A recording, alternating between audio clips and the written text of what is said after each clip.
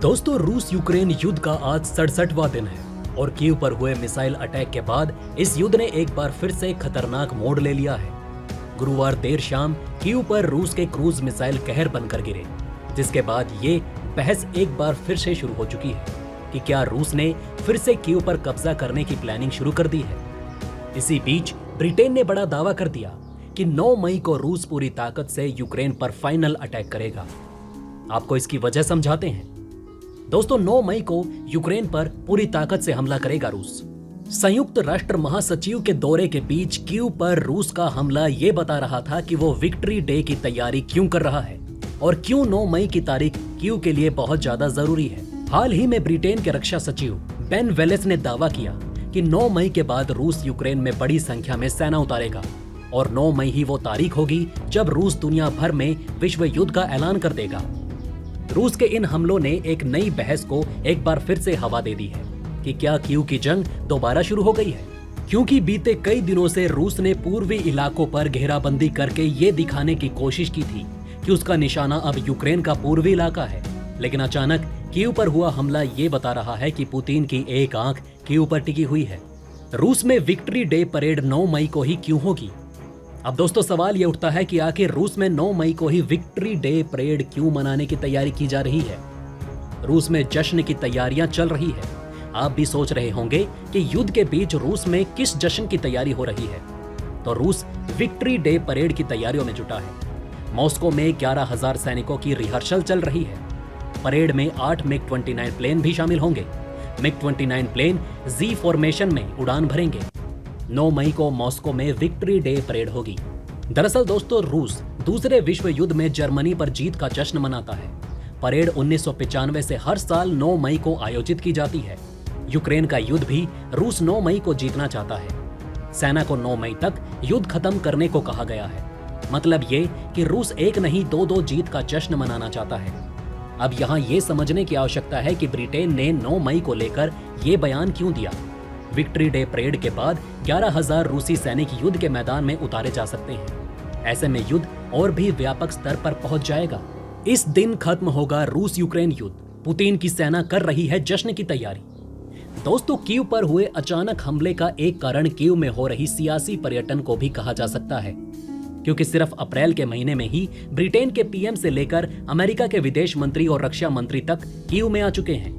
यहाँ तक कि गुरुवार को जिस समय कीव पर ये मिसाइलें गिरी, उस समय यूएन महासचिव एंटोनियो गुटारेस कीव में ही मौजूद थे। यानी रूस का ये हमला एक क्लियर मैसेज था कि यूक्रेन और रूस के बीच कोई ना आए तो ही अच्छा होगा। रूस के लिए 9 मई ऐतिहासिक दिन। जी हाँ दोस्तों, आपको बता दें कि रूसियों के लिए 9 मई की तारीख ऐतिहासिक रूप से महत्वपूर्ण है। द्वितीय विश्व युद्ध के अंत का जश्न मनाने के लिए हर साल इस दिन राष्ट्रीय अवकाश होता है। इस दिन रूसी नाजियों पर सोवियत संघ जीत का दावा करता है। इस दिन मॉस्को में एक विशाल सैन्य परेड का आयोजन किया जाता है।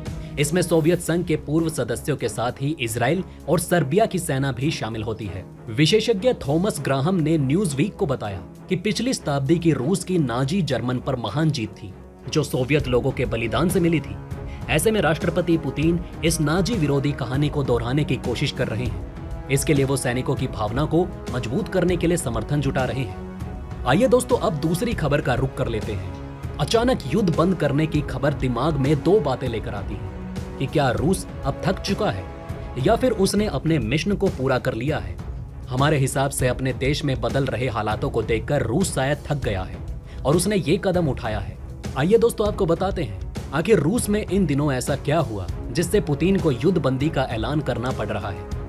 दोस्तों, युद्ध हमेशा बर्बादी ही लाता है। बुद्धिमानों ने हमेशा युद्ध से दूर रहने की ही सलाह दी है। इस हकीकत से रूस के राष्ट्रपति व्लादिमीर पुतिन भी अच्छे से परिचित है। इसके बावजूद भी यूक्रेन से जंग का ऐलान कर दिया और 3 महीने से ज्यादा वक्त से ये जंग जारी है। इसका ही नतीजा है कि यूक्रेन के ज्यादातर क्षेत्र अब तबाह हो चुके हैं। युद्ध से सिर्फ यूक्रेन को ही नहीं बल्कि रूस को भी उतना ही नुकसान हुआ है। रूस में भी इस युद्ध के परिणाम देखने को मिले हैं।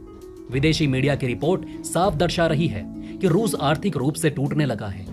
रूस में अमीरों की भी कमर टूट चुकी है। वाशिंगटन पोस्ट की खबर के मुताबिक यूक्रेन में युद्ध के चलते रूस में अमीरों की रात की नींद और दिन का चैन छिन गया है। रूस और यूक्रेन के बीच जारी युद्ध से रूस के एलीट क्लास यानी कि संभ्रांत वर्ग को बड़ा नुकसान पहुंचा है। रूस के संभ्रांत वर्ग में दरारें उभरने लगी है।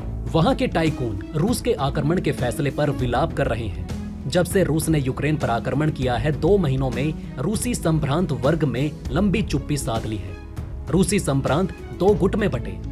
जनमत सर्वेक्षणों में भले ही रूसी सैन्य अभियान के लिए भारी जन समर्थन की रिपोर्ट सामने आ चुकी हो, इसके बावजूद रूस में बड़े स्तर पर युद्ध की आलोचना करने की भी खबरें सामने आती रही हैं। रूस के आर्थिक संभ्रांत वर्ग में दरारें खिंचने लगी हैं। रूसी आर्थिक संभ्रांत वर्ग के गुटों के बीच विभाजन रेखा अधिक स्पष्ट होती जा रही है। इसमें विशेष रूप से रूस के वो टाइकून शामिल हैं जो राष्ट्रपति व्लादिमीर पुतिन के सत्ता से पहले देश में खुद को मजबूत कर चुके हैं। प्रतिबंधों के चलते रूसी अर्थव्यवस्था बिगड़ी। दोस्तों, पश्चिमी देशों द्वारा लगाए गए कड़े प्रतिबंधों ने रूस की अर्थव्यवस्था पर बड़ी चोट पहुंचाई है। इन प्रतिबंधों ने कई रूसी टाइकून की संपत्तियों में दसियों अरबों डॉलर को फ्रीज कर दिया है। एक रूसी व्यवसायी ने बताया कि इन प्रतिबंधों के चलते उनकी कई सालों की कमाई एक दिन में बर्बाद हो गई। ये वो व्यवसायी हैं जिसे यूक्रेन पर आक्रमण के दिन पुतिन से मिलने के लिए देश के कई अन्य सबसे अमीर लोगों के साथ बुलाया गया था। कई दिग्गज रूस छोड़कर भागे। पुतिन के पूर्ववर्ती राष्ट्रपति बोरिस येलेत्सिन के समय की कई दिग्गज हस्तियों ने रूस छोड़ दिया है।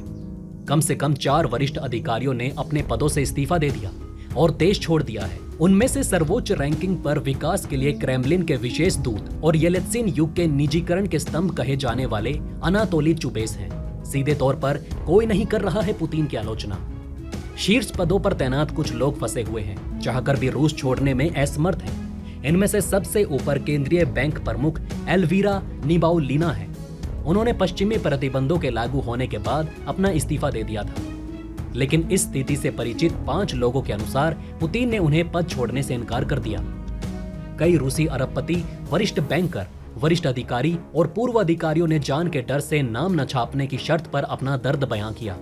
उन्होंने अपनी पहचान छिपाते हुए बताया कि कैसे वो और अन्य लोग अलग थलग पड़े पुतिन की बातों में भटक गए। किसी ने भी सीधे तौर पर पुतिन की आलोचना नहीं की है। तो दोस्तों, अब आप हमें कमेंट सेक्शन में बताइए कि क्या ये बातें आपको पहले से पता थी।